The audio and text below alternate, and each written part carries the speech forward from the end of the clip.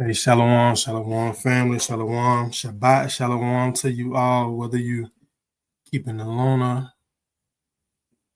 or the Friday sundown, the Saturday sundown. Shalom, y'all. I hope you're good. I hope you're being blessed. Hope you've been praying. Hope you've been studying.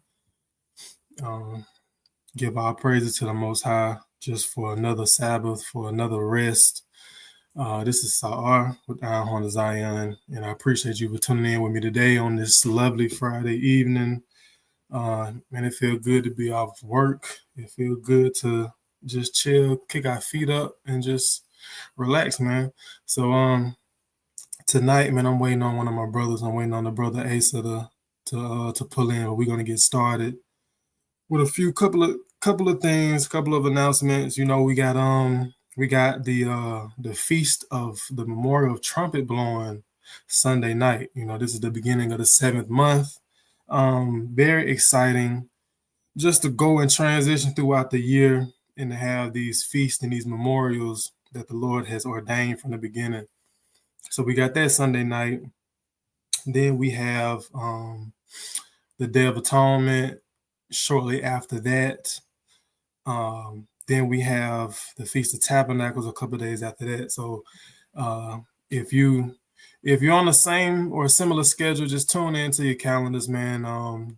Make sure that you're posting, showing people how Israelites get down. You know, showing your light, man, because people need to experience and they need to have knowledge that we're not just these guys raising hell. We're not just these guys raising hell, man. Very family oriented, very community oriented, built around and structured around family, structured around love, structured around brothers and sisters in unison, like-minded and agreeing one with another. But until we get into the lesson, so the lesson today is the truth can be sour. The truth can be sour. And we understand that you know, coming into the truth is a beautiful thing. Being awakened in the Most High, choosing you to awake to this truth is a beautiful thing. We cannot deny that. But another thing we cannot deny is that coming into this truth, there are obstacles. There are things that we would consider in a worldly manner burdens. There are disadvantages. You know, we don't have the leverage that people have in the world because we're restricted. We're not of this world, right? So before that, I want to get into a little bit of news, right? So just a little bit of news that came within the past couple of days. The TikTok in the United States, you know, TikTok is a big thing for people to have their own platform, voice their opinion, share a lot that's kind of somewhat uncensored, or if you say so. TikTok in the U.S. Is to be acquired by a company called Oracle, Silver Lake, and Andreessen. Now these companies have ties to what we call the Zionist movement in Israel. So, you know, we put these pieces together, man. It's going to be a lot of censoring, a lot of censorship, a lot of algorithm play with anti-Israel opinions and propaganda, whatever doesn't align with their opinion, whatever doesn't align with Israel's propaganda. There's going to be a lot of censorship on TikTok because this TikTok in the United States, the channel and the system that funnels through the United States is being bought by these companies that have ties to Israel, right? And if you look on the news, we see something else. Israel has put $50 million into platforms like Facebook, into platforms like X, into platforms like YouTube, that's doing the same thing, right? Let me see. Let me pull up this quick article.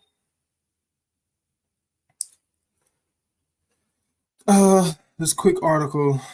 Now this is I'm not going to get into the whole article. This is just a simple Google search, right?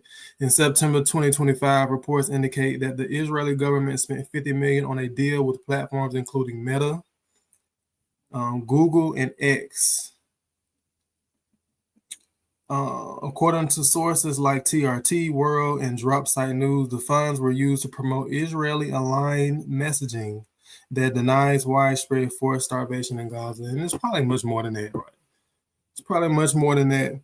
But just making sure that the media, which has been used to uncover a lot of truth, making sure that it aligns with what they want you to see in Israel, and that it doesn't, and what they don't want you to see, you're not going to see, right? So, I mean, it's just simple as that. Hey, shalom, y'all. Shalom, welcome in. Shabbat shalom to y'all. I hope you're doing well, man. Much love for the brethren the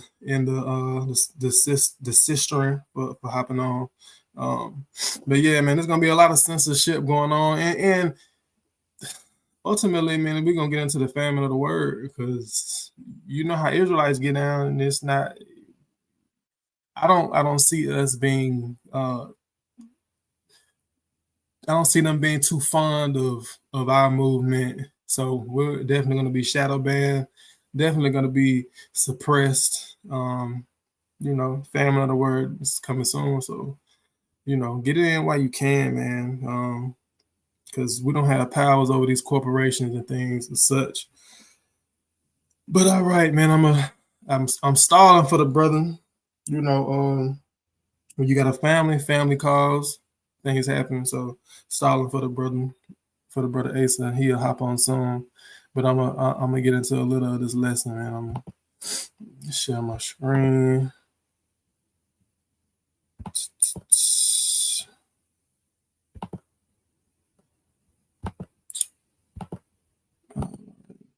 get into that.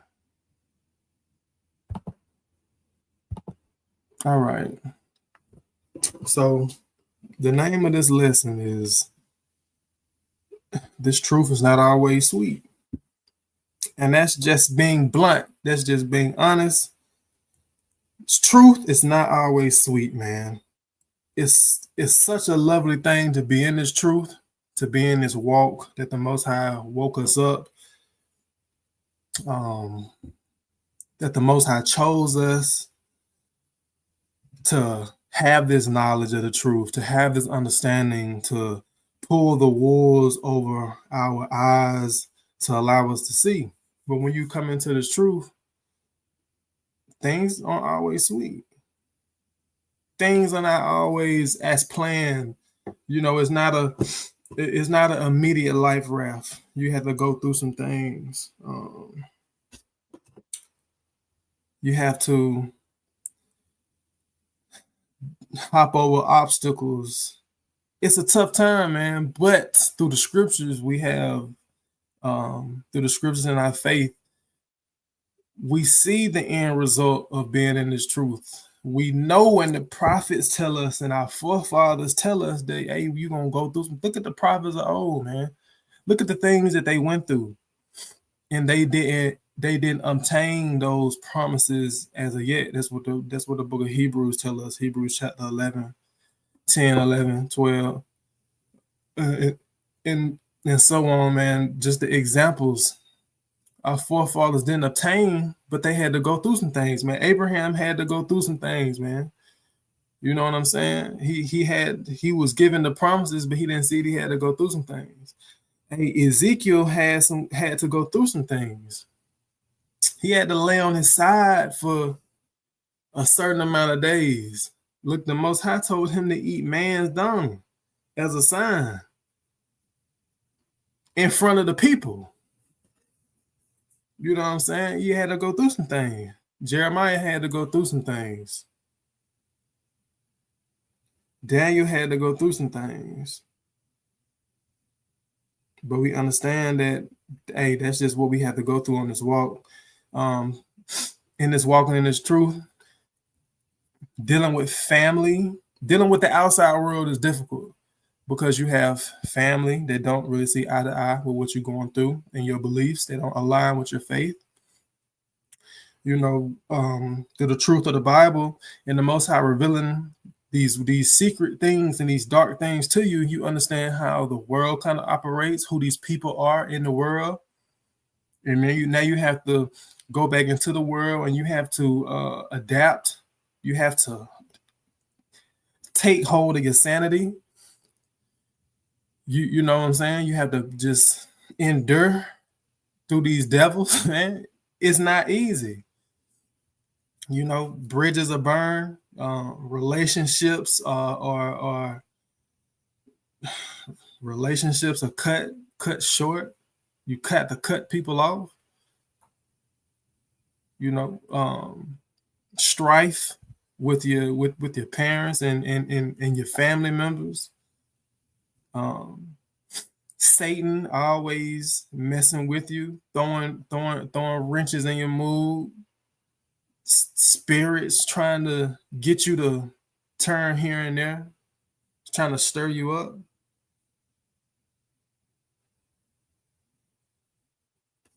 You know, it's not always the easiest thing. Let me see. All right. We're gonna get into it.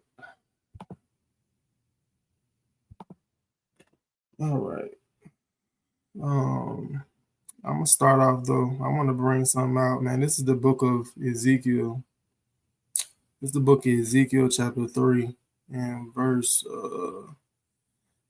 3. Now I start at the top. Ezekiel 3:1. It says, "Moreover, he said unto me, Son of man, eat that thou findest, eat this roll, and go speak unto the house of Israel." Man, this roll is symbolic for the word. That's what this roll is symbolic for. It's symbolic for the word of God. He's telling Ezekiel to eat this roll. That means read this word and digest what it's saying. Hold on, I'm having some I don't want to mention it right now. All right, don't worry about it. Verse 2. So I opened my mouth, and he caused me to eat that roll. And he said unto me, Son of man, cause thy belly to eat, and fill thy bowels with this roll that I give thee. Then did I eat, and it was in my mouth as honey for sweetness. Sitting in his mouth, sweet like honey. Because that's the truth is sweet. I mean, everybody know that. The truth is sweet. But the scriptures say in his belly was bitter. Because when you digesting it and you're realizing that all these things are true, it's a refreshment. These revelations and understanding these dark sayings and these parables and these prophecies and who we are, and you know, it's very exciting. It's very thrilling. But then when you have to actually go out into the world and you have to live this life and you have to really be about it and not just talk about it, then it ain't always sweet.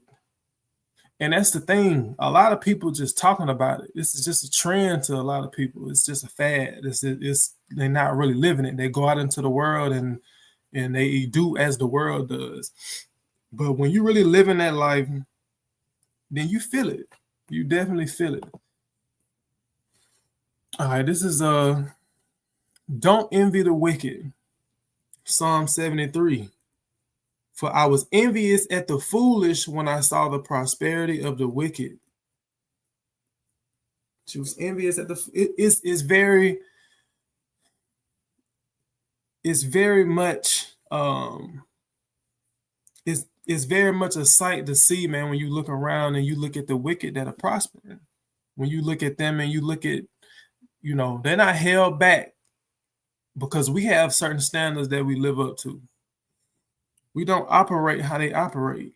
We can't move how they move. We're not selling out. We're not selling our soul for riches. We're not bowing down and bending the knee for mammoth, man. We're not doing that. We're not losing our integrity for money.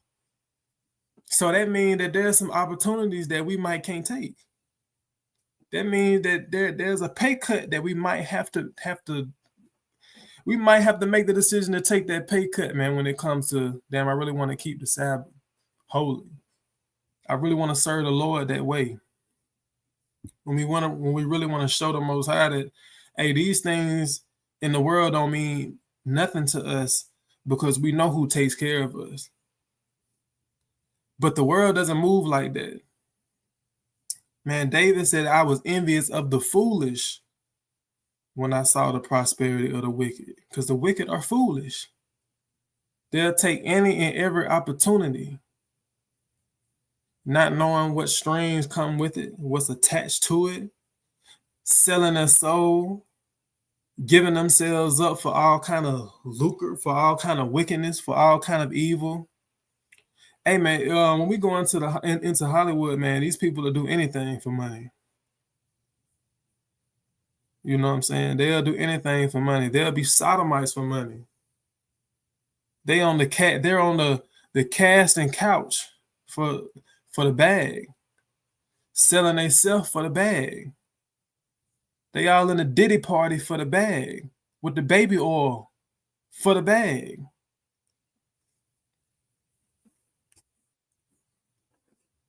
Verse 12.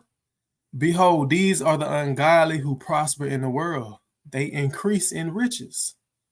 So we got to keep an open mind, man, that, sure, we would love to get ahead. Who wouldn't? Who wouldn't love to, get that job? Who wouldn't love to take that opportunity? Who wouldn't love to increase their salary to pay for this, to get a new car, to get a new house, to upgrade your wardrobe, to, take those trips? We'd love to, but it's not always convenient when it comes to the matter of the spirit. When it comes to the matter of serving God, it's not always convenient. It's not always right. But we know that these are the ungodly who take these opportunities without thought because they serve money. They serve the things of this world and they don't serve God. So, they increase in riches, and we have to recognize that, sure, this is ungodly. That's what comes with the truth. You're gonna have to take a hit, man. Somewhere you're gonna have to take a hit because we're not of this world. All right, this is Job 20 and verse 4.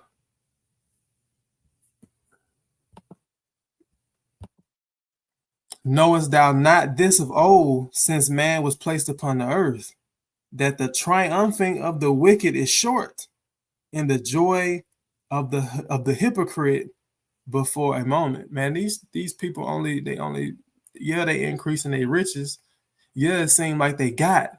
It seemed like they have more than you. You seem like, let's be honest, sometimes it seems like, damn, is the Most High rocking with me, man? I'm in the mud right now. I'm coming up short. But at the end of the day, you have your spirit intact. That the Most High has put you in a lower state to build you back up. The wicked, what they got going on and what you envying, it's only for a short time, and that comes crashing down, and they're not built back up. Man, I was looking at I was on social media, and I was looking at Cameron, and I don't know what his podcast is called, but he had Adrian Bronner on there, Bronner, and the boxer, And I know he ain't really been boxing lately, and it just seemed like he been kind of just out and about and just blowing cash, and it seemed like he kind of running low on his funds. So, and I don't know to what extent this is true, but you know, from the comments and people, it just seem like the brother has turned to alcoholism. He's been intoxicated. So, he was on a show on the Cameron's podcast, and he was trying to holler at his female co-host, and Cameron ended up kicking him off the show. You know what I'm saying? And from how the brother was talking, he seemed like he was under the influence. Cameron was saying that he was a drunk, and I'm doing a little, I'm looking through the comments and whatnot, and people are saying that the guy blew the bag. And from his boxing career, he was only been talked about for a short period of time. I don't. He hasn't been that relative in the boxing world, and they get paid M's. And it just seemed like the brother he has blown through his money. Go back. Yeah, it seemed like the brother's blown through his money. Sad to say, but that's what the scriptures say. The scriptures say that the triumphant of the wicked is short, man. You can look at all of these people that we know have gotten their money through evil gaining through evil sources or whatnot. Look how they make their money, and then they come to an end. Look at R. Kelly. I'm pretty sure he want to grow old and have grandchildren and so on and so forth. You know what I'm saying? Look at Diddy, man. What's going on with Diddy, man? Look at Young Thug. Man, look at all the rappers that have died. Yeah, it seemed like they was up and we were influenced by their music, but their end was destruction and torment. And even while these people are rich and they have money, they still going through it. So yeah, from the outside looking in, man, it looks like as an Israelite, we're not able. Some of us are able, and some of us have the funds, but most of us are not able to live that lifestyle. And it's for the reason that the Most High will allow you to be humble in this world, so that in the next world you will respect and admire and be pleased exceedingly and without measure in the reward and in the substance that the Most High has for you. So I encourage you, don't envy the wicked, because guess what? The Most High made the day of destruction for the wicked. And through the precepts, through the scriptures, we understand that these are the wicked that prosper in the world. All right, next slide. Okay, family bridges. Just dealing with family, period. Sometimes these bridges have to be burned, and that's with family and friends. This is Job 19:15. It says, "They that dwell in mine house and my maids count me for a stranger. I am an alien in their sight," man. Some of our family and our friends, man, they don't want to hang around you anymore. It's not as if you've just completely lost your personality, because when you come into the truth, man, don't lose your personality. Stay being, if you throw jokes, man, stay being that dude that throw jokes. If you got this demeanor or this manner or these mannerisms about yourself, man, just say, listen, if you got the gift of gab, man, keep that.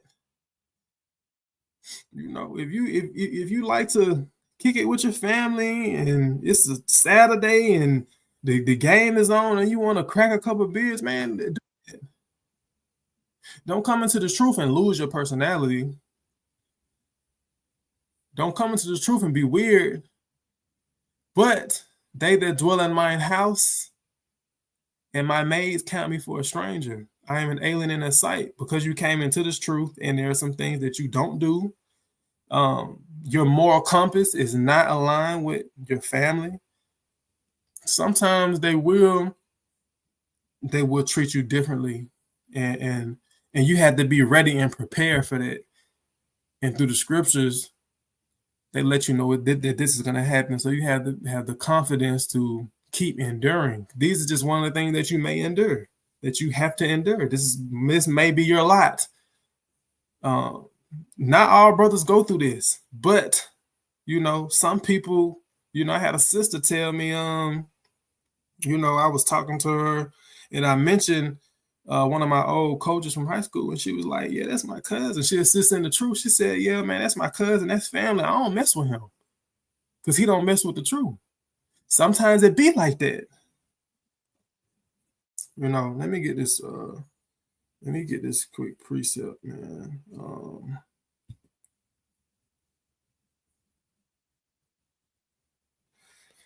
This is the book of Matthew. All right, come. Let me let the brother real quick.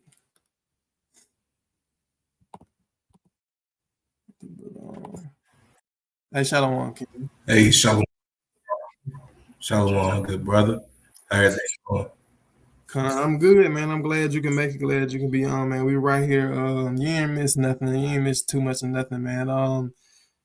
We just going over family bridges, man. When you in this truth, you gotta family don't always agree with the truth, but you gotta pick a side. You gotta choose the right side, and this side gotta be the most high. So, I'm just gonna bring out Matthew 10 and 36, and just jump in whenever, brother. Jump in whenever you please. Do you want me to bring it out for you? I got it right here. Okay, This is the book of Matthew. Book of Matthew, chapter 10, and verse 36. I'm gonna start at verse 34. It says, "Think not that I am come to send peace on earth. I came not to send peace, but a sword. For I am come to set a man at variance against his father, and the daughter against her mother, and the daughter-in-law against her mother-in-law." So you got to know that, hey, man, Yahushua is a prophet. And he already said that this is going to happen. So you got to know, indeed, this is going to happen. Don't look at it weird that your family is acting indifferent to you, that, they don't really mess with you like that, that they're maybe talking behind your back, little jokes. Oh, he's sanctified. Oh, he's sanctified now. They like to bring up your past and judge you by your past, and not you being a new creature in Christ and understanding that. You don't eat pork anymore. So when you go to the family function, sometimes they don't respect that, even though you wish that they would. Oh, this nigga just finna eat chicken finger French fries. He don't want no pork sandwich. You know what I'm saying? They throw little shots, make little remarks. Verse 36, "And a man's foe shall be they of his own household." That make it hard for you. A man's foe shall be there of his household, because guess what? The Most High caused that division to see what you would do in these adverse moments and situations. It's not always easy, and you feel like family is the only thing that you have. Family ties, how we grow up, we feel like family ties matters. Blood is thick, and you should always be able to depend on it. So it's a very sensitive situation when you have to choose the Most High and the Word over your family. But that's why he says in verse 37, "He that loveth father or mother more than me is not worthy of me, and he that loveth son or daughter more than me is not worthy of me." Putting that, you got to give the Most High and that faith in Christ precedence over family. Because you got some Shoot, you bring that strong. Okay, con. So sometimes those bridges have to be burned. Some friendships have to end, man. I went to school and I made a lot of friends. I don't talk to them guys as much as I do today. For various reasons, but we just our alignment is different. But guess what? The Most High He gave me friends that I count more than friends. I count them as brethren. I count them as my brothers because we share each other's burdens. We walk together in the same light, in the same truth. We break bread together. We're in alignment with one another. We're one. And that's that, and they're held to the same standards and the same moral code that I'm held to. So, the Most High give and the Most High take. Go ahead, King. Yeah. Just to speak more so on the friend aspect of things too. Like through my college years, I had chose to join a fraternity, and that was something that I truly took serious from the aspect of brotherhood, specifically with the guys that I pledged with.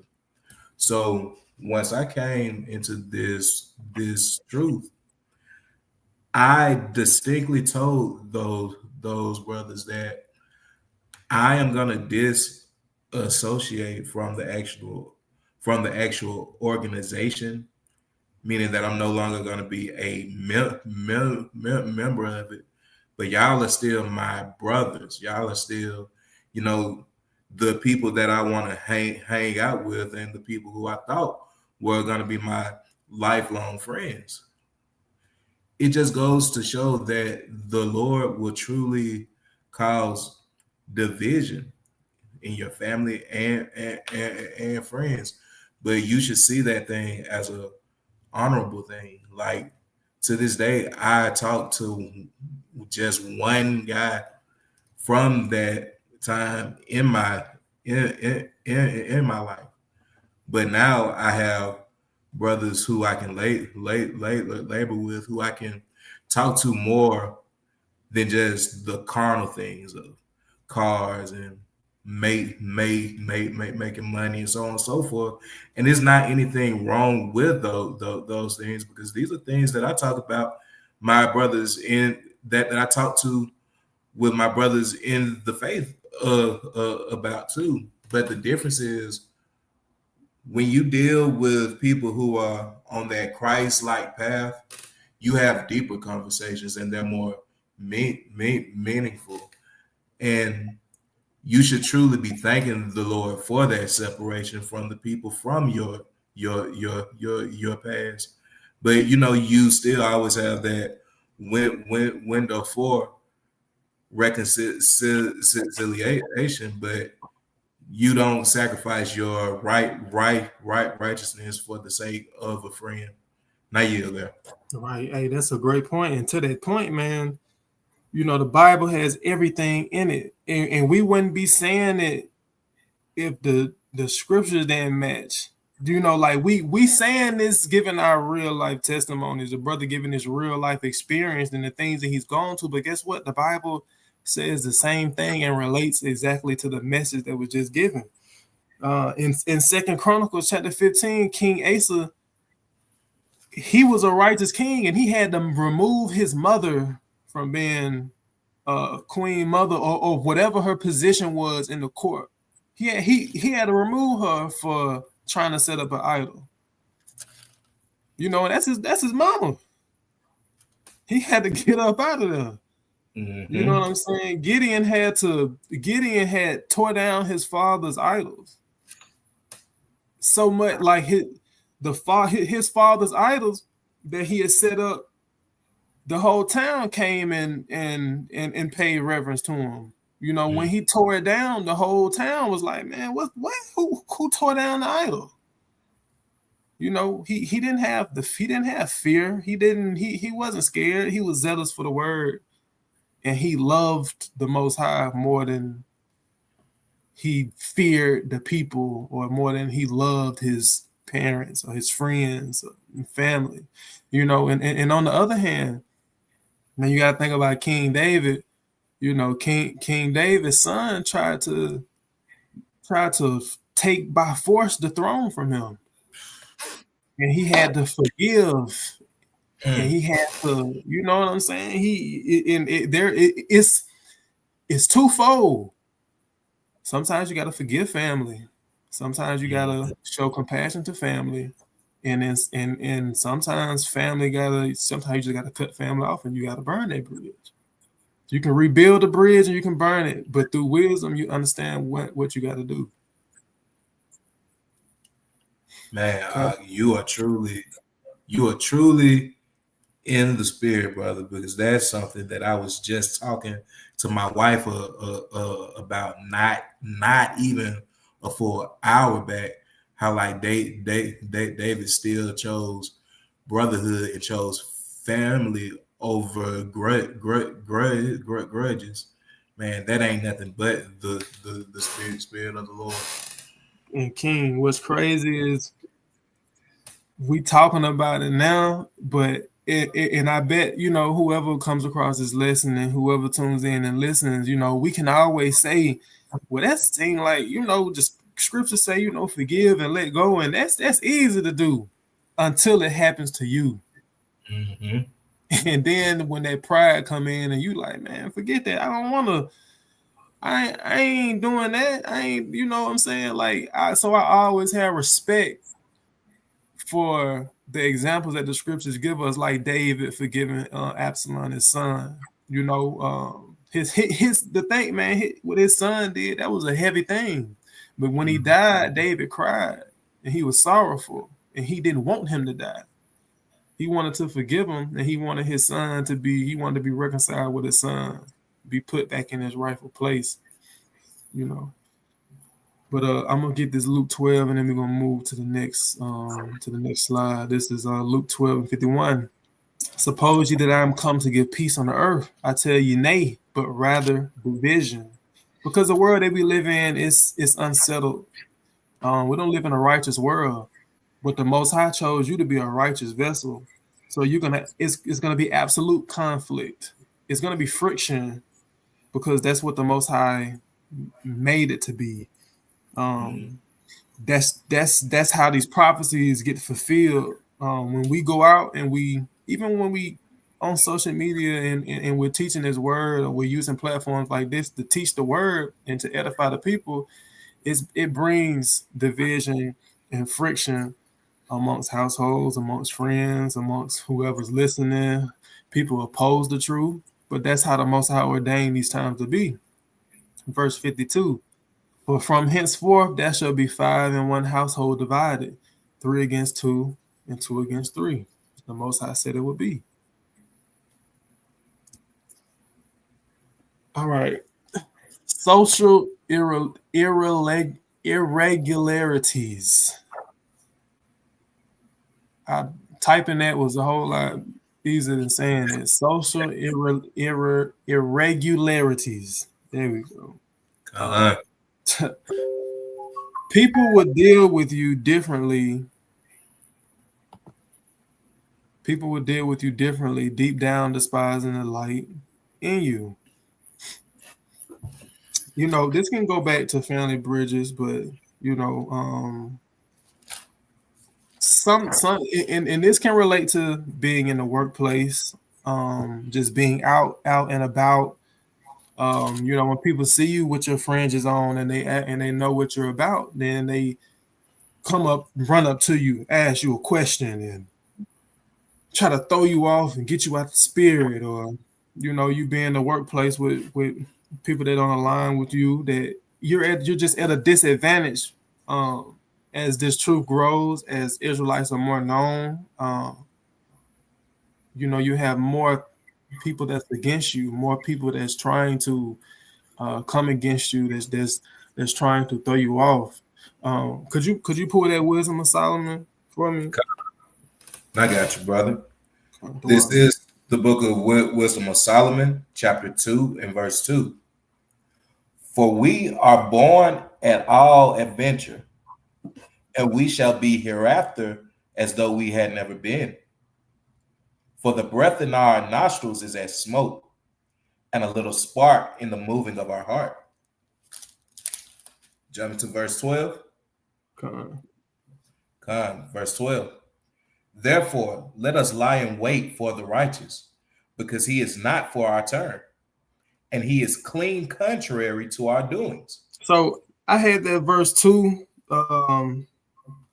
being read to show that, you know, this is the wicked talking, right?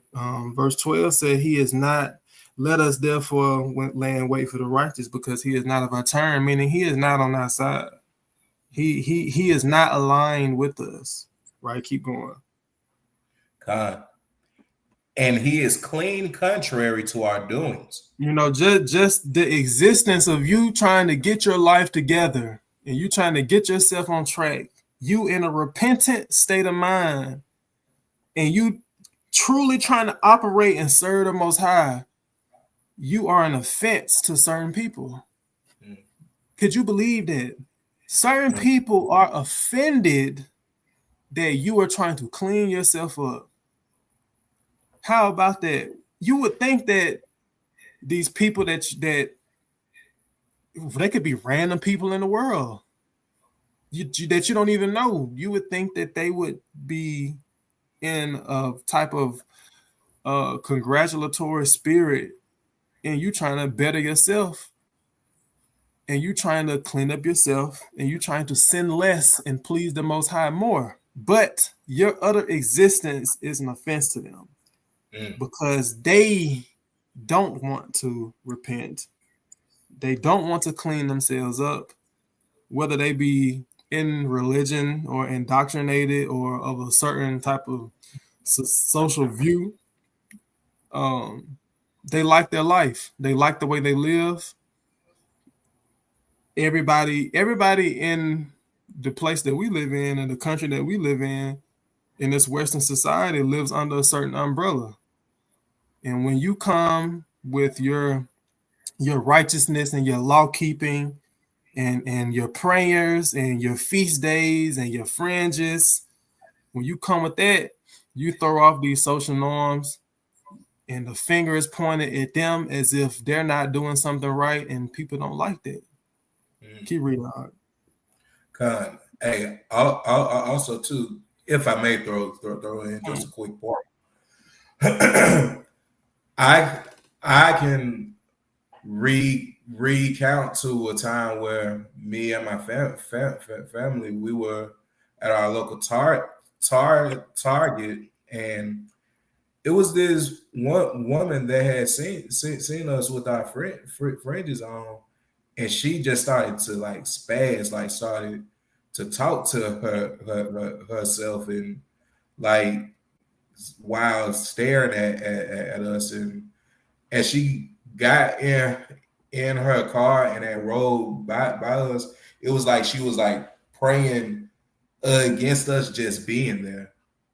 Like these scriptures are very, very real, man. Not you there. Man, that's crazy, man. Deep down inside, they despise the light in you. Sometimes people don't even know why. It's just that they have an unclean spirit in themselves that's controlling what they're doing. It's crazy, man. Bless him, Lord. All right, we're continuing in verse 12 up. Con. He upbraideth us with our offending the law. See there? He is making them uncomfortable. He makes us uncomfortable because he don't live, man. Like I keep it real. That's why it's like some of my friends don't come around, because I make them uncomfortable of my life. Like when you come into my home, you see the menorah, you see my shofar, you see some inspired art that I get from the scriptures. My home is different. You might smell the incense. you can just tell that the vibe is not of the person that they knew 10 years ago. There are Bibles out, multiple. My family's in order. That we're not the same. My conversation is different. So they're offended by the law because it's the law that I keep. Keep reading, King. And objective to our infamy, the transgressings of our education. He professeth to have the knowledge of God, and he calleth himself the child of the Lord. Say he professeth to have the knowledge. That's what he say. You know, how many times do you hear that when you try to have a conversation with people? You can see it on the videos out at camp. You know, people think that this is our opinion when we're reading verbatim from the scriptures. They think that, oh, you profess to have the knowledge of God. You profess to, oh, well, the law is done away with. Oh, you profess to understand Paul's writings and you profess to keep this law. That's what you say. But I have a different understanding. That's why I said, an objective to our infamy, the transgressing of our education. You know, we're of different thoughts, but somebody's thought process and somebody's ideology has to be wrong and somebody has to be right according to the Bible. You know, keep reading. God. He was made to reprove our thoughts. Damn, that's that division, man. Hey, He this is wisdom of Solomon hidden. I'm like, it's hidden right now. God. He is grievous unto us, even to behold. He just can't even look at you. Look at this man, sanctified, talking about the laws of God, talking about, look at him over here, look, talking about the Passover. He ain't keeping Easter, he keeping the Passover. What's all this call law stuff? Right. Yahweh Ba'ashem, Yahweh Shah. The hell is that? That's what they say about you, man. But guess what? Don't men have to speak evil of you? Isn't that what Yahweh Shah said? That men would speak evil of you, men would persecute you, and say all manner of things against you for the word's sake. Keep going, King. God. He is grievous unto us, even to behold, for his life is not like other men's. His ways are of another fashion. We are esteemed of him as counterfeits. He abstaineth from our ways as from filthiness. He pronounceth the end of the just to be blessed, and maketh his boast that God is his Father. Let us see if his words be true, and let us prove what shall happen in the end of him. For if the just man be the Son of God, he will help him and deliver him from the hand of his enemies. Let us examine him with despitefulness and torture, that we may know his meekness and prove his patience. See, it seems like they always trying you. You know, whether they might not even profess that and confess that they know what you about, and they know that you're an Israelite, and they know anything about it. You know, and that's why you have to be careful, man. And I'm speaking toward in the workplace. I'm speaking when you're in the supermarket, at the grocery store, just like the brother was saying. You know, in the parking lot, at a ball game. You know, people see you and they recognize, because the word is expanding and people are starting to catch on. You know, with the Most High, what He's doing with technology and the World Wide Web. You know, they want to see, oh, you say you serve that God. Well, let's poke at you and let's try to get him out the spirit. You know, let's Let's try and see what's going to happen. Let's examine him with despitefulness and torture, that we may know his meekness and prove his patience. They gonna try your patience. They're gonna try you. Mm, You know what I'm mm, saying? They're gonna and sometimes when we understand through the scriptures how spirits work, these principalities and these high places and this wickedness in high places, and sometimes people are spirits. They operate by these spirits. Like when I say that, I mean spirits control them. It could be somebody could have a demon or unclean spirit, and they could be doing something and not even know that they're doing it. It's just Satan that's moving them against you. But guess what?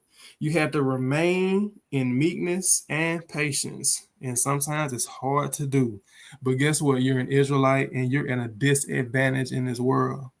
So you have to gird up your loins and you have to think spiritually, not emotionally and not of the world.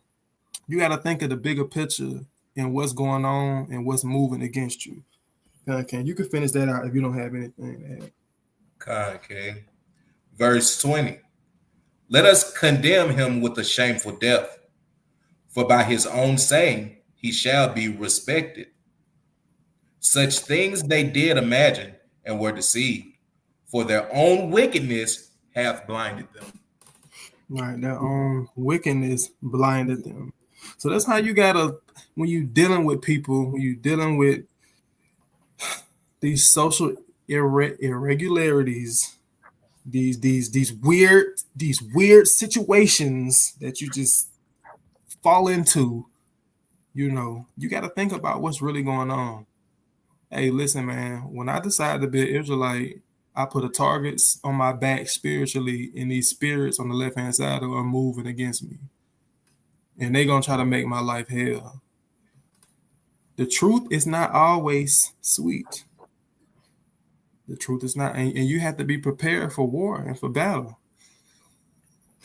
You got some, King? God, man. Let's go to Isaiah 66 and verse 4. Okay, I got you right here. This is the book of Isaiah, chapter 66 and verse 4. I also will choose their delusions and will bring their fears upon them, because when I called, none did answer. When I spake, they did not hear, but they did evil before mine eyes and chose that in which I delighted not. So let's focus on the first part of the verse here. It says, I will also choose their delusions and will bring their fears upon them. So you have to truly consider the type of people that combat you when you try to push righteousness. They are being delusional and they don't even know why. So when one of those just wild situations happen to you, don't be shocked by it. You are supposed to catch hell. That's not the most pleasing message to hear, but it should be, because that is just a condition of the battle. Like, this is something that comes with this fight through this life. So you may be placed in a position the way you are dealing with the absolute nut, and that can be someone in your family.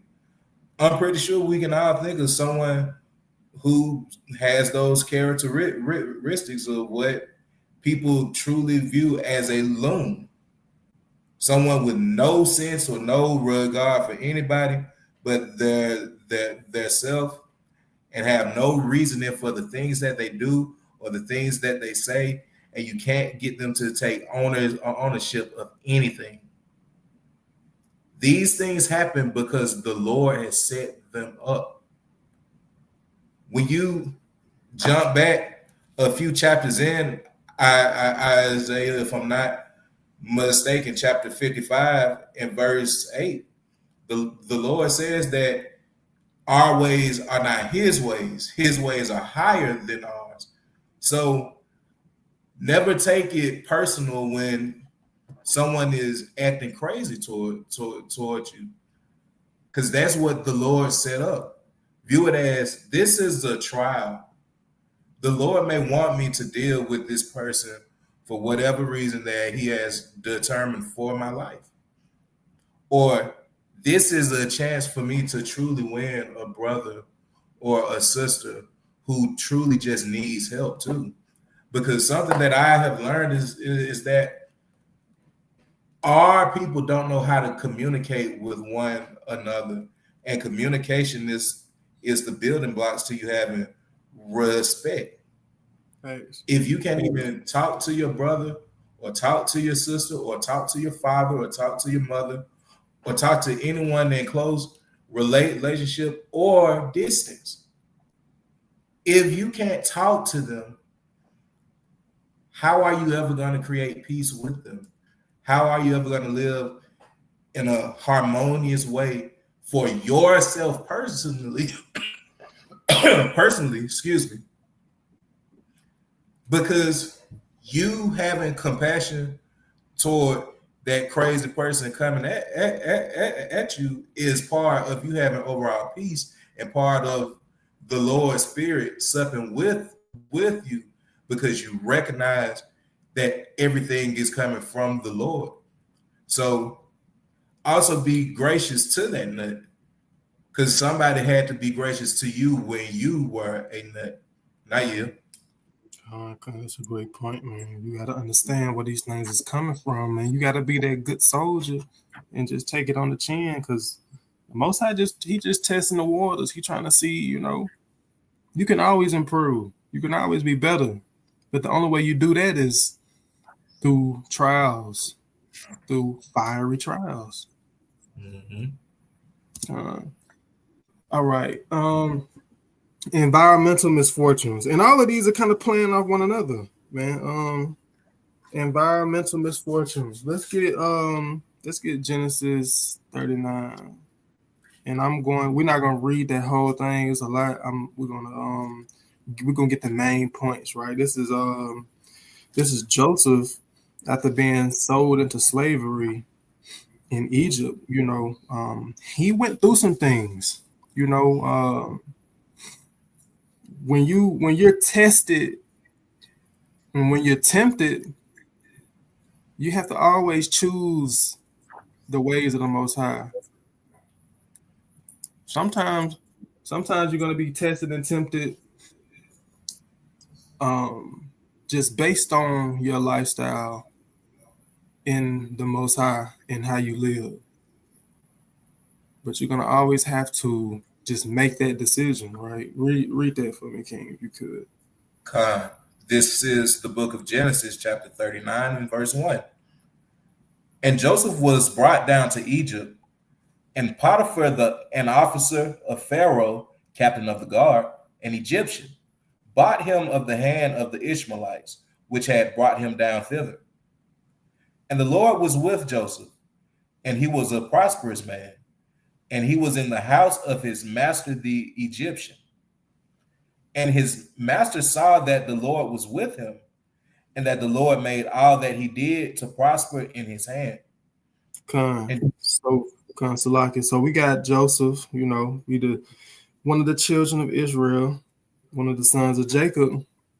He was put in an unfortunate space. He was given over into slavery and bought by an Egyptian, and he had to live under the house of an Egyptian. But the Lord was with him, right? We're gonna jump down to verse 7, and Potiphar made Joseph head over all that he had because the Lord blessed him, and the Lord was with him. Right? Read verse 7. This is Genesis chapter 39 and verse 7. And it came to pass after these things that his master's wife cast her eyes upon Joseph, and she said, "Lie with me." But he refused and said unto his master's wife, "Behold, my master would have not what is with me in the house, and he hath committed all that he hath to my hand. There is Salaki, so Salaki. So, you got the lady of the house. She pressing up against you, man. She see the light in the Lord's favor shining on you like a halo. Mhm. She turned off. She's turned on by that thing. You know, uh, you could be an evil brother, and you could go ahead and go with it, and you could enjoy the luxuries. Her being the woman of the house, she slides you a couple of things here and there. You know what I'm saying? You can enjoy some of the whatever that she has to offer you in the house. Get a couple of freedoms and whatnot. Have a couple of pleasures, a couple of entanglements, and whatever benefit that you think would result of this. You can indulge in it. But guess what? Guess what Joseph decided to do? Verse 9. Verse 9. There is none greater in this house than I, neither hath he kept back anything from me, but thee, because thou art his wife. How then can I do this great wickedness and sin against God? Man, it ain't no benefit to it. It wasn't nothing that Joseph was gonna gain from that. Nothing but hardships, a heartache, and death by the Lord, because the wages of sin are death. This is a tough situation, and all brothers don't deal with these type of temptations, but for some brothers, this is a major temptation, man. Because in the world, guess what? We were players. We prided ourselves in the proud, and we jumped, and some of us even desired and wish for these type of situations. But guess what? You're an Israelite, and you repented, and you decided when you came into the covenant with the Most High that your forefathers came into, and when you decided to seek and come back to the Most High, that this wasn't going to be your lifestyle. So yeah, you were put in a misfortunate environment. You were put in a sticky situation. And guess what? Sometimes when you choose to do the right thing, it don't always pay out. Let's jump down to verse. Let's read verse 12 and then jump down to verse 19. Read verse 12 and 13, then jump down to 19. Come. And she caught him by his garment, saying, Lie with me. And he left his garment in her hand and fled and got him out. And it came to pass when she saw that he had left his garment in her hand and was fled forth. Verse 19. And it came to pass when his master heard the words of his wife, which she spake unto him, saying, After this manner did thy servant to me, that his wrath was kindled. So she tried Joseph. Joseph got out of there, and then she concocted a story that, hey, listen, he tried me. She was embarrassed by that. He tried me, and then she told her husband, and this is what happened. Finish out to verse 21. Verse 20. And Joseph's master took him and put him into the prison, a place where the king's prisoners were bound, and he was there in the prison. But the Lord was with Joseph and showed him mercy and gave him favor in the sight of the keeper of the prison. So, hey, look, Joseph tried to do the right thing. And, he didn't try. He did the right thing. He did what was right. He didn't sin against his God and perform great wickedness in committing adultery with another man's wife. And he still got locked up as if he did it. But guess what? Just like the brother Asa was saying, we don't always understand the Most High's plan. We don't, our ways are not his. We don't always understand what he got going for us. But Joseph being put in this situation, he end up becoming greater than he would have been in the house of Potiphar. He ended up becoming second in charge over Egypt. End up interpreting the dreams of Pharaoh. Got the gold chain around his neck, put in a great power, and then he ended up saving his kinsmen from famine, and then giving them a land to dwell in the land of Goshen, adjacent to Egypt. That's so much greater. Even though he was locked up for a little minute, I think Joseph was in there for a couple years. But look at the status that he rose to and that he elevated to. You know, it's guess what? If we look at this situation and we just be real, that's messed up. It's messed up what happened to Joseph. But look at how great he was after his misfortune. Okay, let's I'll read that first Maccabees. If I may add on to that point too. Come on. This is truly showing you that the Most High's ways, no matter how cruel or harsh they are, they always work out for those who truly trust in Him too.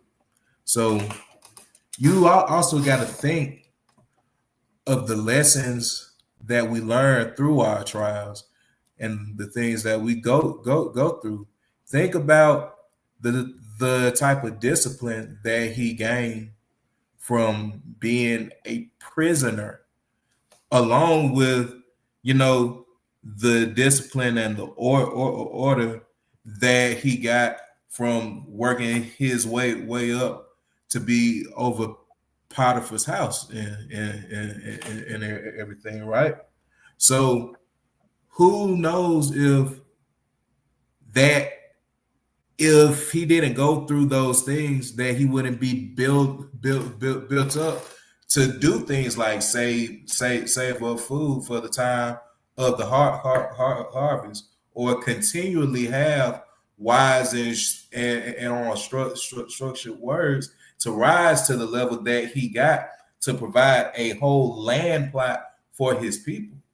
Mm-hmm. So we don't ever need to look at the struggle just simply as the struggle, but look at it as a time for you to grow and a time to learn. And that it isn't saying that you neglect the feelings of that pain and of that struggle while you going through it, but don't let that stuff overwhelm you. Look for the bigger picture, that you seek to serve the Lord properly.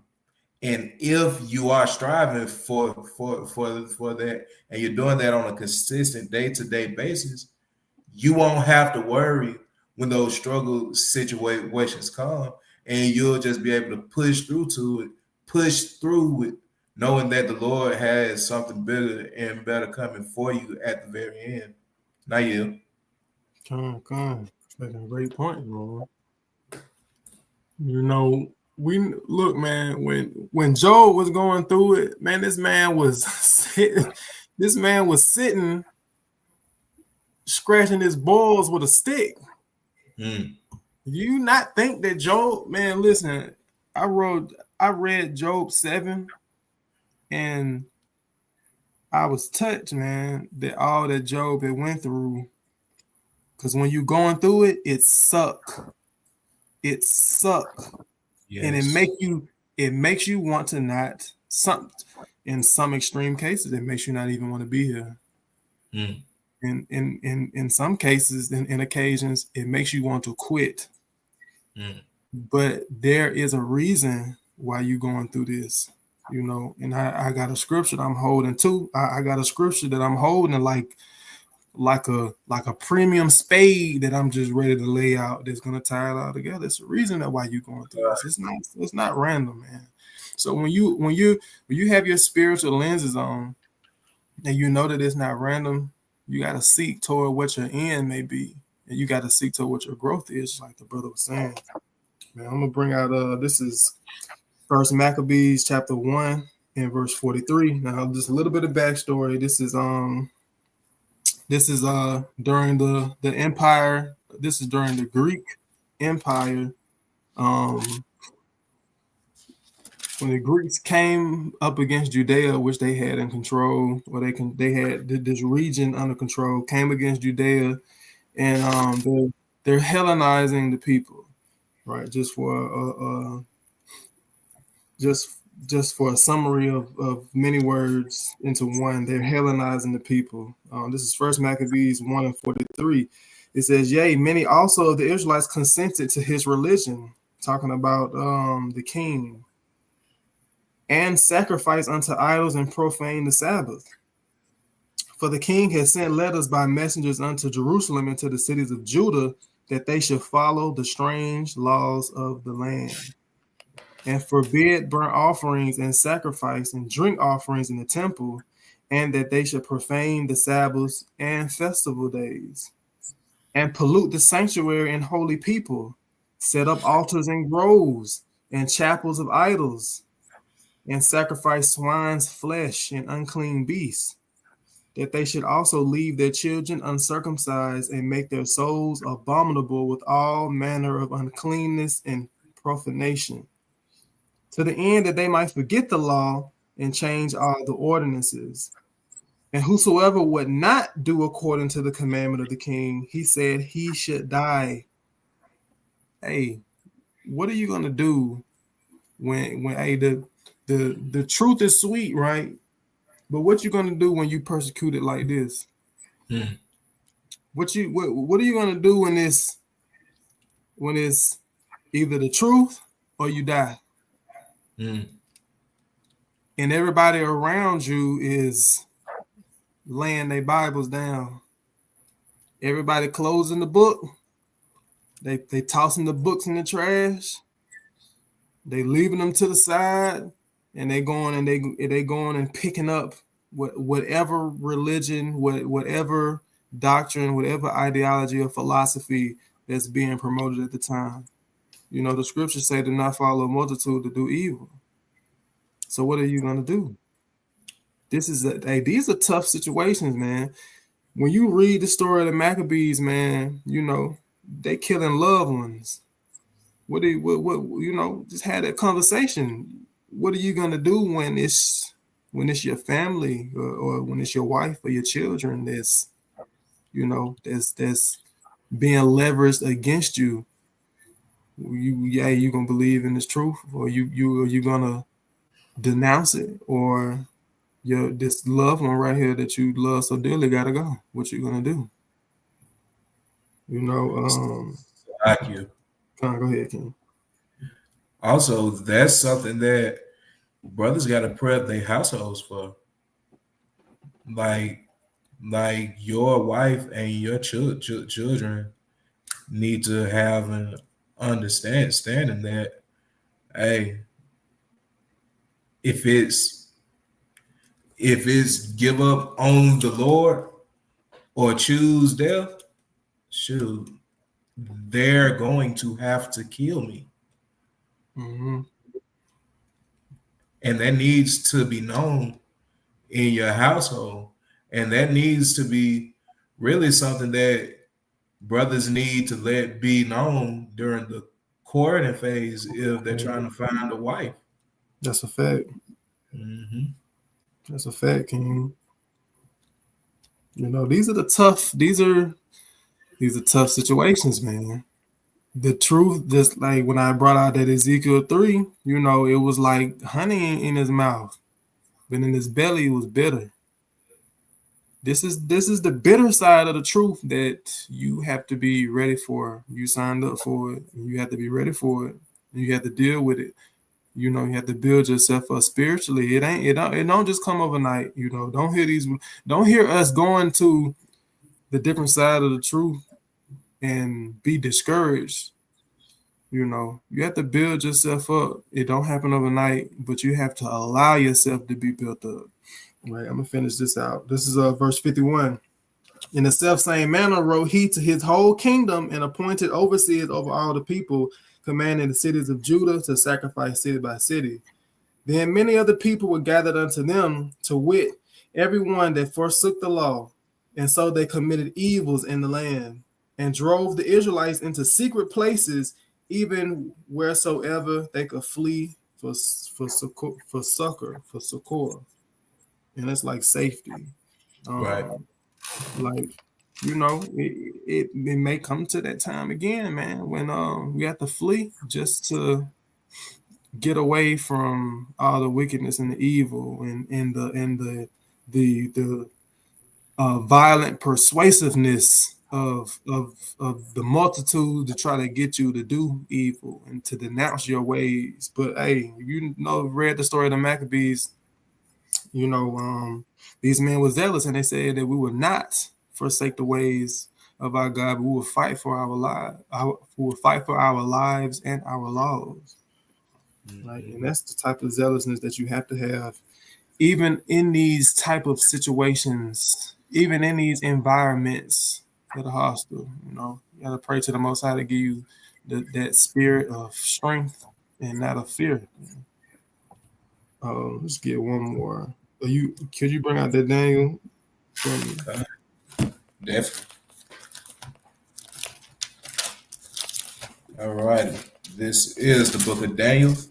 I will go into chapter 6 and get in verse 4, right up. Come, start at verse 4. This is the book of Daniel, chapter 6 and verse 4.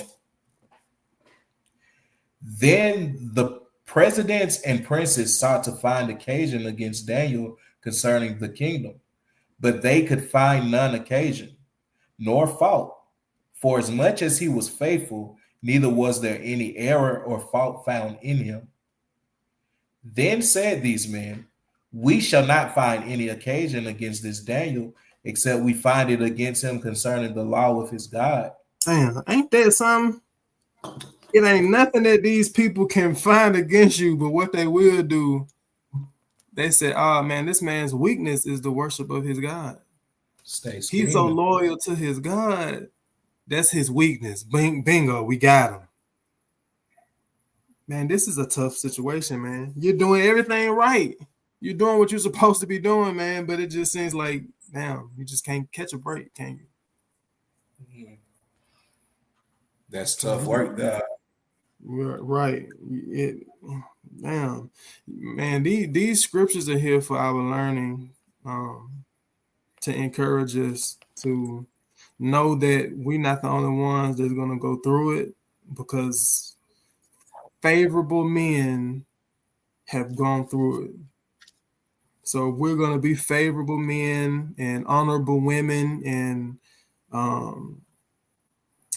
goodly children, respectable men and women of the Lord and his chosen people. We got to go through it too. You can finish that verse 7. Do you want me to get verse 6 too? This is Daniel 6 and verse 6. Then these presidents and princes assembled together to the king and said thus unto him, King Darius, live forever. All the presidents of the kingdom, the governors and the princes, the counselors and the captains have consulted together to establish a royal statute and to make a firm decree that whosoever shall ask a petition of any god or man for 30 days, save of thee, O king, he shall be cast into the den of lions. Damn. And so we know they plotted, they caught Daniel praying to his God just like he did in times before, and they cast him into the lion's den.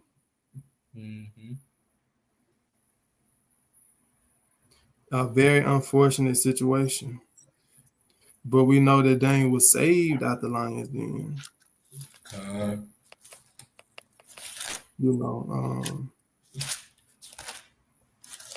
This is I'm gonna bring out this script. This is Jeremiah 17 and verse 7. Blessed is a man that trusteth in the Lord and whose hope the Lord is. You know, who put their trust in the Lord and fared over the worst. You know, Daniel was saved. So even though you're going through your whatever situation you're going through, it's hard to not think about anything other than but what you're going through. But you have to maintain your integrity, and you have to maintain your integrity and keep the ways of the Most High and seek and look toward the end result. Mm-hmm. It's up, but we all have to go through something. And then also too, brothers and sisters got to continually strive to be on that narrow path. Now, if I may bring out something, can we go to Proverbs 4 and start at verse 14? Come on, I got you. This is the book of Proverbs, chapter 4 and verse 14. Enter not into the path of the wicked, and go not in the way of evil men.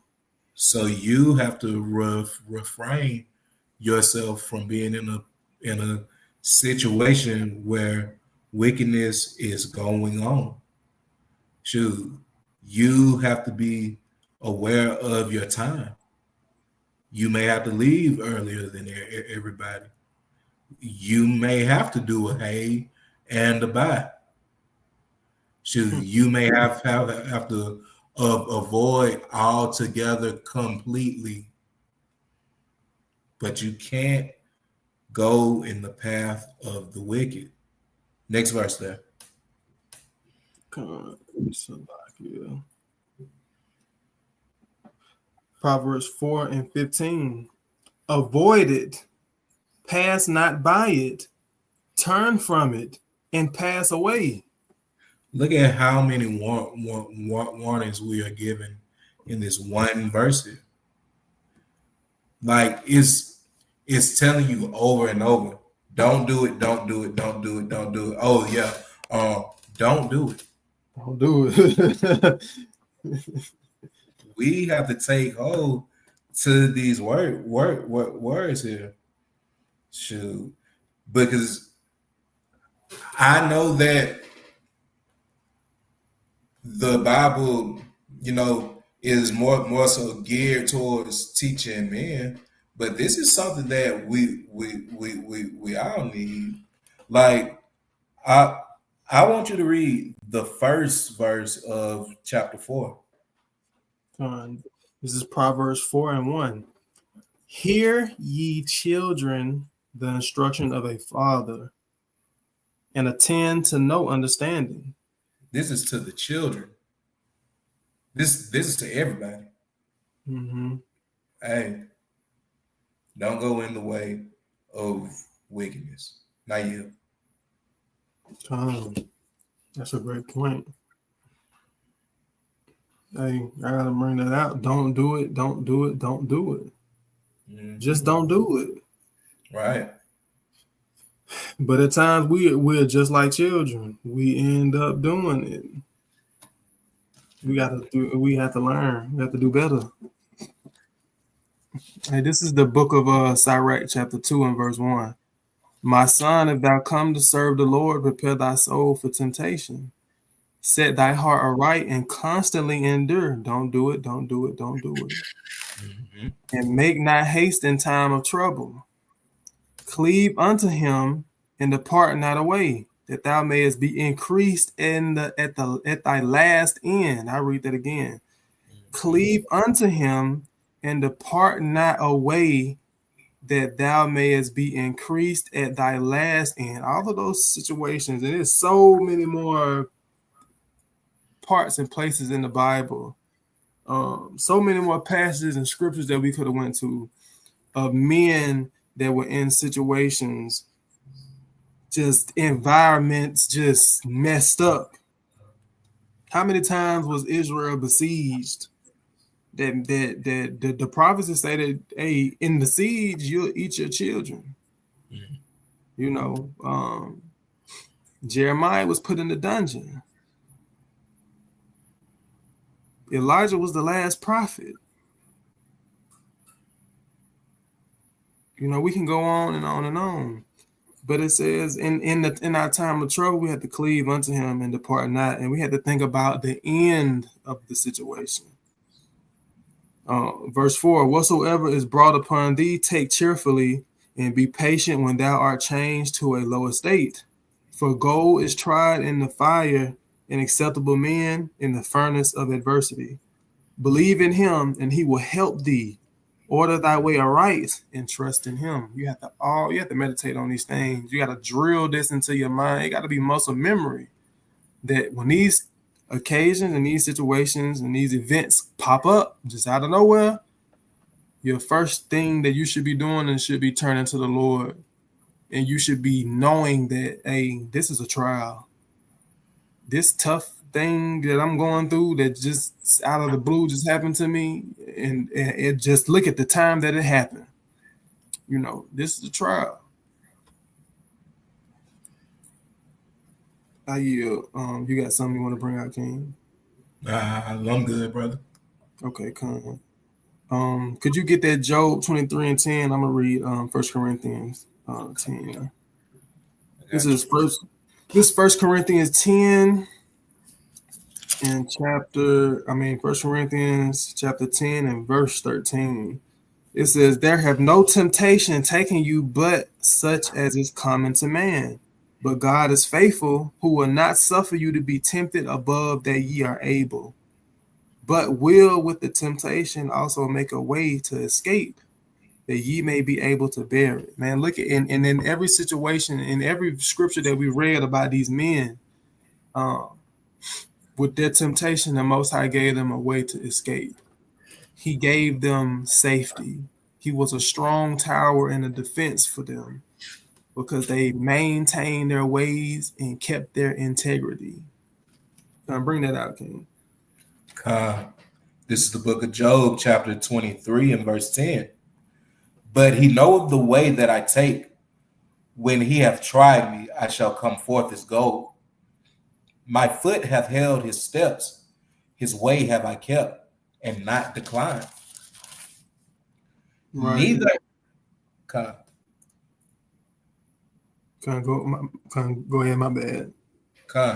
Neither have I gone back from the commandment of his lips. I have esteemed the words of his mouth more than my necessary food. Damn, he esteemed the words of his mouth more than my necessary food. That's when how should I say, man, should not live by bread alone. You know, Job understood that. You know, think about that on your next fast. Moving on. Okay, internal conflict. You know, sometimes you're fighting against your damn self. Sometimes you're going back and forth against yourself for better judgment on ways to handle certain situations. You know, earlier we talked about you know, grudges and forgiving, and you know, the brother Mathania had dropped a great lesson the other day about brotherhood, man. You know, sometimes in some situations we know what we should do, and sometimes it's hard to do what you should do. And I think Paul definitely goes into that in Romans chapter 7. I'll bring it out. This is go ahead. Hey, real quick too, just to throw out something like the lesson that the brother Mathania did. I had got about 10 minutes in, and I had to stop because I was trying to watch it while I worked, and there was so much good word in it that I wanted to stop it so I can really take that time to take notes on it and like truly listen to it. So I would like to admonish everyone that tunes into this class, if you haven't already done so, to go back when the class is done with and actually take notes on it. Like, this is good information for our lives here. Like, we can go into prophecy, we can go into history, we can go into vengeance, we can go into many things. But what the brother is bringing out is so important and so vital to just becoming a better person overall, that I highly admonish everyone to take notes here. And I put that same charge to myself to go back and do the same. Now you. Great. That's a great point. It was a great class, and I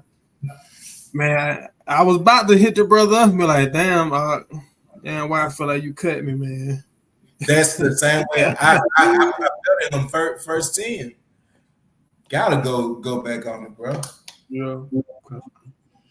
But no, definitely gotta go check that out, man. It's a good brother, man. Check out all the lessons that I want to put out, man. But it's definitely great edification here, man. But this is Romans 7. I'm gonna start at verse 9. It says, "For I was alive without the law once, but when the commandment came, sin revived and I died."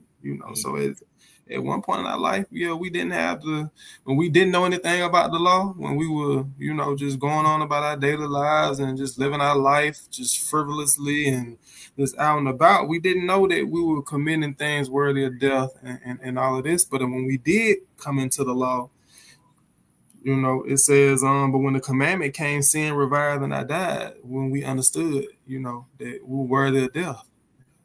We actually read it on the paper. Thou shalt die. Thou shalt be put to death. Is the judgment for it. Verse 10. And the commandment which was ordained to life, I found to be unto death. Because we were actually, doing things worthy of it. Paul's getting deep. This you can tell this is a brother who has sat by the candlelight and has meditated and pondered on his life. It says, "For sin, taking occasion by the commandment, deceived me, and by it slew me." I'm gonna jump down to verse 15. It says, "For that which I do, I allow not. For what I would, that do I not. But what I hate, that do I." We have internal conflict in ourselves. It's only until we come into this truth that we have this deep internal conflict. These when you're genuine in this truth, when you're genuine and you truly want to serve the Most High and you truly want to do what's right, even when nobody's looking, you have this internal conflict because you have a side of you that's carnal, that's impressionable, that you wake up all the day long and you see wickedness everywhere you go, and it makes an impression on you. But then you have the law that you meditate on that is combating and that's against your memory or your mind and all the things that you see and all the things that you take in. So then in this world that we live in, our judgment can be cloudy sometimes. Sometimes we cannot deal in the right sense, in the right way that we should. Verse 16, "If then I do that which I would not, I consent unto the law that it is good. Now then it is no more I that do it, but sin that dwelleth in me. For I know that in me, that is in my flesh, dwelleth no good thing. For to will is present with me, but how to perform that which is good I find not." Sometimes we put in situations where we know what we should do and we know what's good to do, but for some reason we just don't do it. For some reason we just, we put it far from us. Hey man, nah, I ain't. It could be pride. Sometimes, just like I said earlier, our judgment is cloudy. Sometimes we need those counselors and we need that good advice, but you have to be able to recognize, when something is off, and you have to know when to ask for help.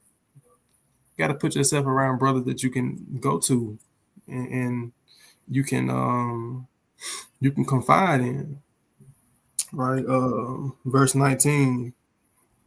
For the good that I would do, I do not, but the evil which I would not, that I do. Now, if I do that I would not, it is no more I that do it, but sin that dwelleth in me. I find then a law that when I would do good, evil is present with me. You got the good and the bad, the left hand and the right hand is present. For I delight in the law of God after the inward man, but I see the law in my members, warring against the law of my mind, and bringing me into captivity to the law of sin, which is in my members. Oh, wretched man that I am, who shall deliver me from the body of this death? This is when you come into this truth. It's ball game now. It's the tip off. All that other stuff, it was nothing. When you come into this truth, now you're faced with this anxiety and this type of warring against your own self because of the things that you have to break. Bad habits, man. You have to leave things alone. You have to change yourself. You have to evolve, and you have to be a different creature, and that's not always easy because when you come into the truth, you have things about you that you've always been like this, and you've always done that, and you've always handled situations like this. But you have to choose to do what's right, and that's not always easy. King. I yield right there. All right. I think this is the last slide. Could you grab that second Esdras, and then I'll close us out. Second Esdras 7 and a second. Second Esdras 7, and you can start at verse 6. This is the book of Second Esdras, chapter 7, and verse 6. There is also another thing. A city is builded and set upon a broad field, and is full of all good things. The entrance thereof is narrow, and is set in a dangerous place to fall, like as if there were a fire on the right hand, and on the left a deep water. And one only path between them both, even between the fire and the water, so small that there could but one man go there at once. If this city now were given unto a man for an inheritance, if he never shall pass the danger set before it, how shall he receive this inheritance? Hey, man, listen up, man. If you cannot understand and if you cannot just confirm and know that in this truth you're going to go through bad things, that you're going to be tried, and that it's going to suck, and it's not going to feel good, and some days you're going to have to evaluate yourself, and you're going to have to change. Sometimes you're going to be put up against the test. Mm-hmm. Your spirit is going to be tried, and it don't feel good. Bad things are going to happen to you. You can lose your job. You could fall out with somebody. You could lose benefits. If you don't understand that you have to go through this and you're going to go through this, then how can the kingdom ever be given to you for an inheritance if you don't go through this? It's some people that lead the truth because they go through stuff.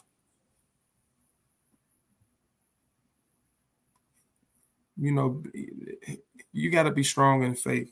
Keep reading, though. God, man, growth is uncomfortable, but it brings you to brand new heights.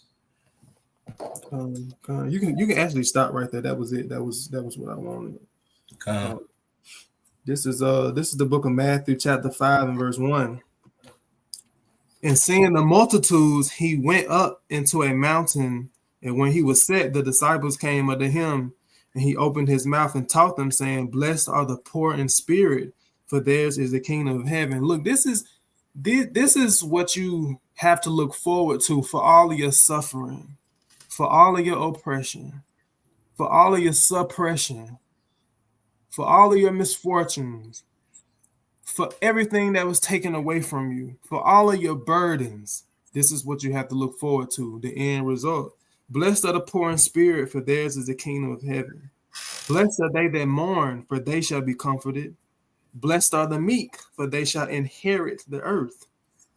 Blessed are they which do hunger and thirst after righteousness, for they shall be filled. Blessed are the merciful, for they shall obtain mercy. Blessed are the pure in heart, for they shall see God.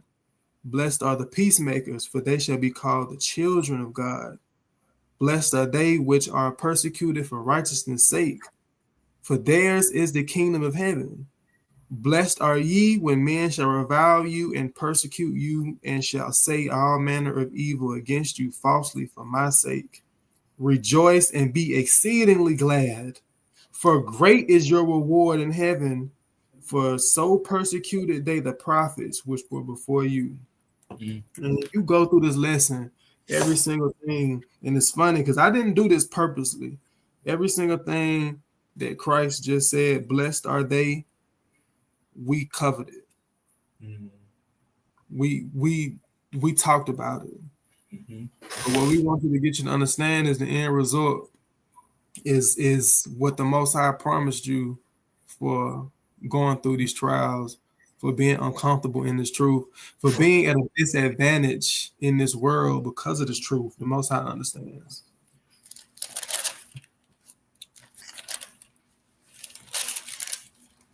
And I yield right there, King. I'm good. If I may bring out one more verse, we're gonna go to 1 Timothy chapter 6, and can you read verse 6?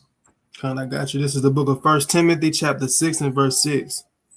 But godliness with contentment is great gain. You may not get absolute peace in this world, but as long as you seek to serve the Lord and stay content with what you have, and that does not mean that you don't strive for more or strive for better, but by you being righteous and just being content and humble and truly understand that sufficient to the day is the evil thereof. Shoot, that's a great way to live, because through that way you can get through anything. So just keep on pushing. Not you. King. Excellent verse, excellent scripture, man. Hey, we appreciate y'all for tuning in with us, man. We hope y'all have a lovely Sabbath. Rest up, man. I know it's been a long week. I know they've been on you. Week full of anxiety, full of pressures. Just let it all out, man. Get some rest. When you go to sleep tonight, man, put some scriptures on in the background and let your spirit, be revived in the word while you're sleeping. Get into some scripts tomorrow, man. Dwell in the word, seek the Most High. Teach your people to repent, man, because the times are short that we're living in, and it's getting closer and closer, man. I yield, okay. You got something else to say? If you don't, I'm gonna close it out. Also pray for yourself, pray for your family, pray for your friends, and pray for your nation. Like, Israel needs prayer. Like, that's very, very vital. And also remember to be compassionate and merciful, because the same way you may not have had an example of a righteous man or a woman, someone else may not have that same thing either. So be gracious to your people as we try to change in this wicked world.